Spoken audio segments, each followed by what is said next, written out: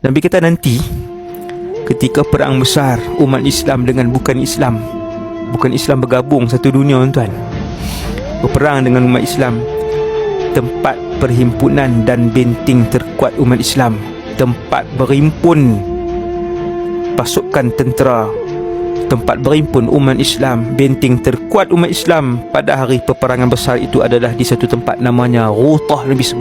Nabi sebut specifically, Nabi kata Ghutah, no?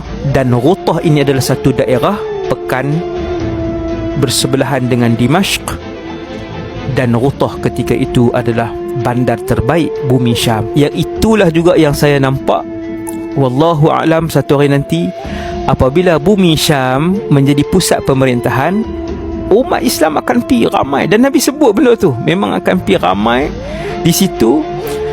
Punyalah sibuk umat Islam ketika itu dengan pembangunan, dengan perkembangan ekonomi, pendidikan, ilmu agama, berkembang semua sudut kehidupan sehingga orang meninggalkan Mekah dan Madinah Al-Munawwarah. Umat Islam ketika tu bukan tinggal terus jadi orang tak ramai. Mekah dan Madinah, ini ada hadis tau, ada hadis, Mekah dan Madinah jadi tak ramai.